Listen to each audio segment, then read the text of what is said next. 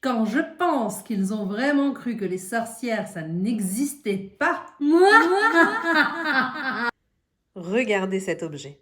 En apparence, c'est juste un œuf. Mais pour un mage, un sorcier et une sorcière, c'est bien plus que ça.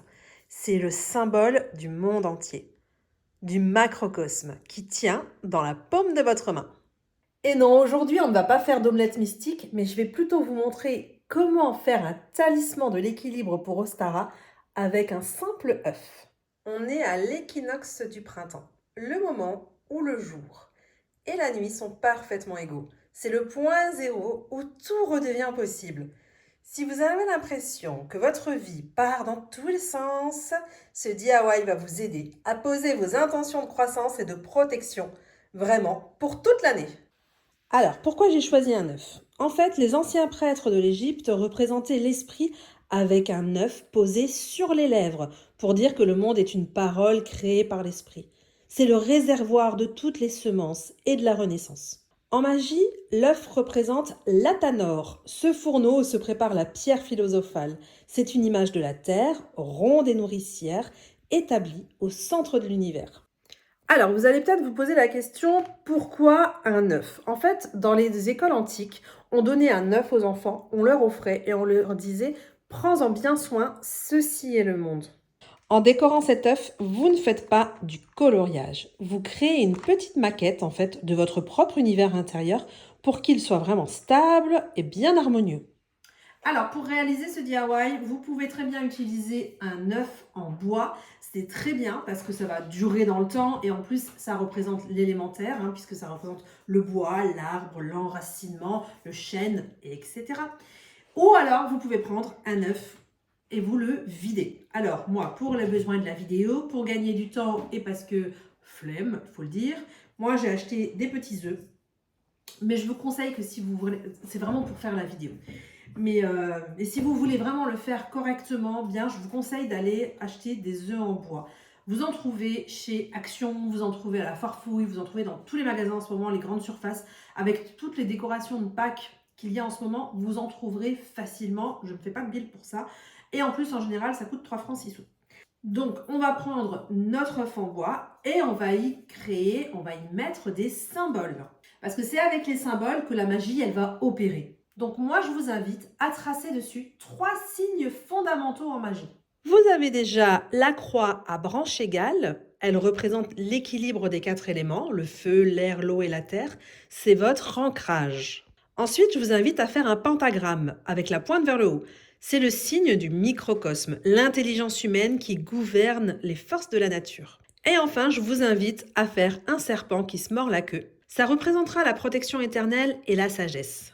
Ensuite, si vous voulez que vos projets pour ce printemps, pour cet été, pour toute cette année, poussent correctement sans être étouffés par le moindre doute, je vous invite à tracer le pentagramme avec de la peinture or.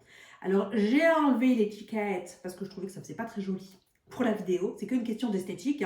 Mais en fait, celle-ci, je l'ai achetée. Je vais vous montrer ma petite étiquette. Elle est là. Je l'ai achetée chez Action. Ça coûte 3 francs 6 sous. Petite peinture d'or. Action, le magasin favori des sorciers et des sorcières.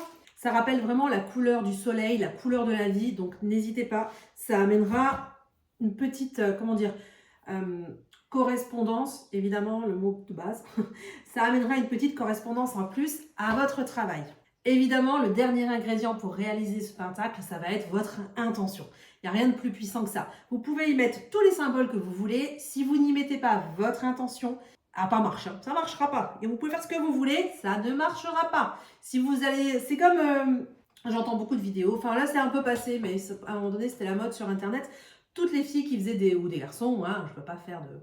Mais tous les sorciers et sorcières qui préparaient de l'eau de lune, elles mettaient de l'eau dans un saladier au jardin ou sur le bord de la fenêtre.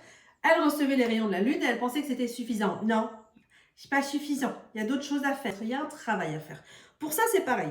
Tu vas prendre ton œuf, tes petits pinceaux. Regardez-moi comment ils sont beaux, ceux-là. Devinez où je les ai achetés. Je vous le dirai pas. Ils sont trop mignons pour le printemps. Donc ça, votre peinture dorée, si vous voulez amener un petit peu de soleil, etc.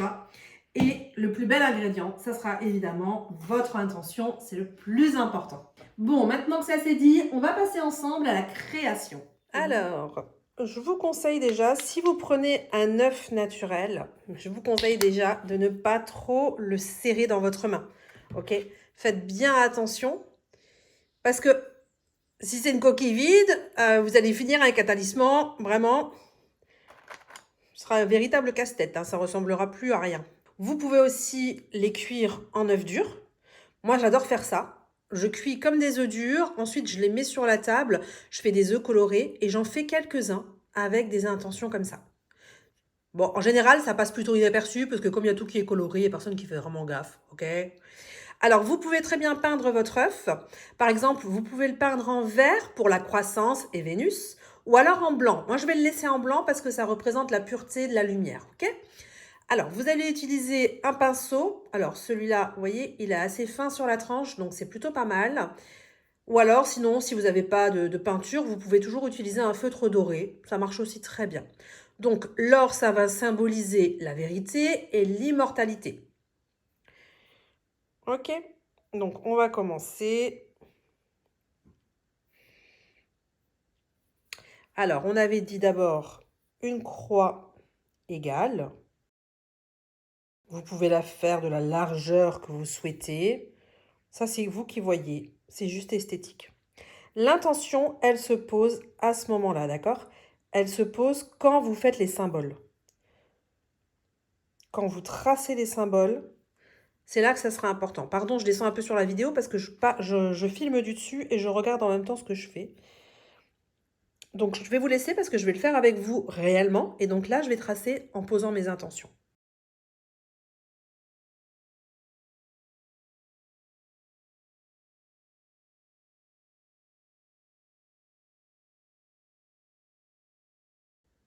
Alors ouais, c'est pas super canon. Ça peut donner bien hein, si vous vous appliquez et que vous faites bien. Moi, j'ai du mal parce que franchement, avec la caméra au-dessus, c'est hyper galère. Évidemment, si vous peignez votre œuf, moi j'avais décidé de le laisser blanc, mais si vous le peignez, on verra pas si vous avez des petits codes barres. Les petits codes barres du Lidl. J'aime bien prendre les œufs au Lidl parce qu'ils ont des œufs blancs. On les utilise aussi en houdou beaucoup pour les réduire en poudre. Et c'est une poudre qui apporte, ça vient de l'œuf, hein, comme je le disais, l'œuf c'est un grand symbole en magie. Et donc cette poudre, on appelle ça de la cascarias, je ne sais pas si je le dis bien. C'est une poudre que j'adore utiliser, mais voilà, j'en ai jamais parlé, donc j'ai jamais pris le temps de savoir comment ça se prononçait. Donc c'est une poudre qu'on fait à base de coquilles d'œufs. J'en ai quelques fois sur mon site, sur la boutique, quand j'en fais des grandes quantités. Et c'est pour ça que j'aime bien acheter mes œufs au Lidl, parce qu'ils ont souvent des œufs blancs. Et je trouve que c'est pas forcément facile à trouver. Voilà, ensuite le troisième symbole. Vous pouvez aussi les tracer au crayon avant de venir... Oh, gros pâté.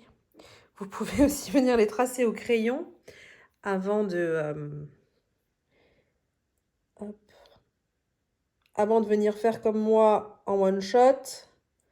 Ça évitera d'être déçu par le graphisme ou je sais pas quoi. Ok. Donc vous pouvez faire comme un petit brouillon avant avec un petit crayon de papier. Évidemment, si c'est une coquille vide, ça va être plus compliqué. Mais sur les œufs durs, bon, il n'y a aucun problème. Hein. Voilà, donc ça représente mon serpent. Ok. J'arrive un petit peu mieux quand je regarde par-dessous la caméra. Voilà. N'est-ce pas magnifique? Waouh, la foule est en délire, c'est trop génial. Et ça, donc, c'est un véritable talisman, ok? On va utiliser les 4 éléments qui sont à l'intérieur de nous. Vous savez, ils sont autour de vous, mais ils sont aussi à l'intérieur. Alors, on va commencer avec l'air.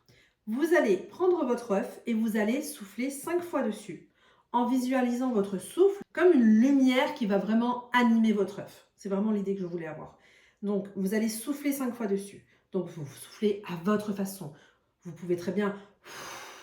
En houdou, souvent, on va cracher comme ça des alcools, des choses comme ça pour donner la vie, ok? Donc, ça se fait énormément. Donc là, on va souffler et vous allez souffler 5 fois. Ensuite, vous allez prendre un petit peu de fumée d'encens. Alors là, j'en ai pas allumé. Alors, on va le faire tout de suite. Hein. Donc, je ne vais pas m'amuser à prendre des résines ou quoi. On va aller Bon, bah, tiens, il s'est éteint tout seul celui-là. Hop, tagadac, soin. Un petit bâton.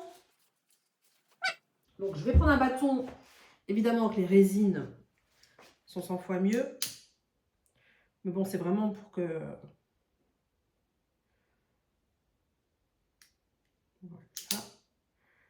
Voilà. Hop. Non, c'est pas grave d'utiliser un briquet à la place d'utiliser une allumette. Hein. Ça aussi, j'ai déjà vu. On voit de tout sur les réseaux. Non, c'est pas grave. On voit la fumée. Vous voyez la fumée? Ouh, la fumée. Donc, vous pouvez passer votre œuf rapidement, soit dans la fumée d'encens, soit vous le faites au-dessus d'une flamme de bougie. Si vous voulez que ça aille avec le début du rituel où on a fait 5 fois le souffle, vous pouvez très bien le faire 5 fois. 1, 2, 4. Et dans votre tête, voilà, vous continuez à visualiser toujours votre désir. Évidemment que la visualisation, c'était pendant qu'on le préparait. Et c'est aussi pendant qu'on fait cette consécration, ok? Alors ensuite, moi je l'ai là-dedans, dans ce petit nid. Alors ce petit nid, non, je n'ai pas été le faucher dans un arbre ni rien.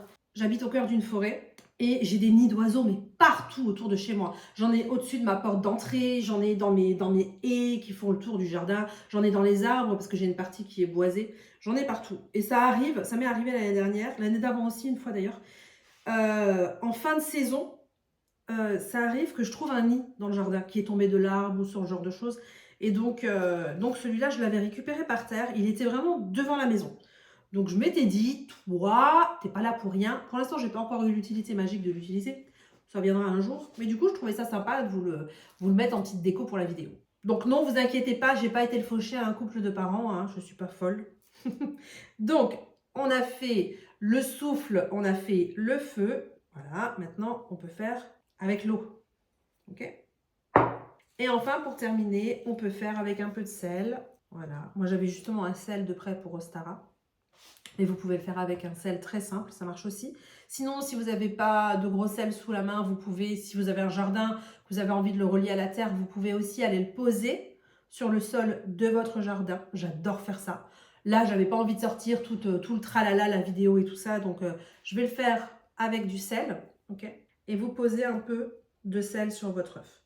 Moi, j'aime bien en mettre toujours 3 pincées. J'aime bien aussi travailler avec le chiffre 3. Ça dépend ce qu'on fait après. Ensuite, pour terminer, vous allez réciter une incantation.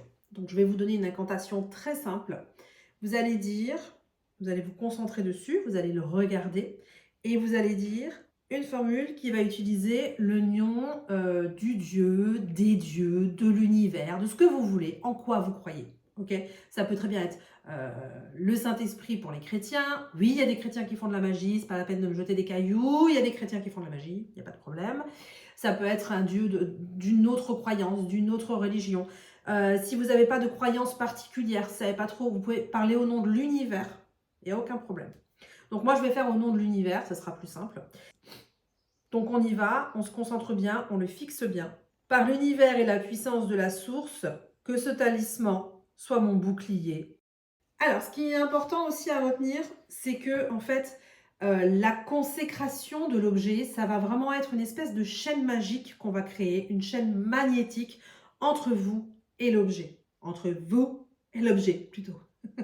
Sans la consécration, vraiment, le talisman, il va rester muet.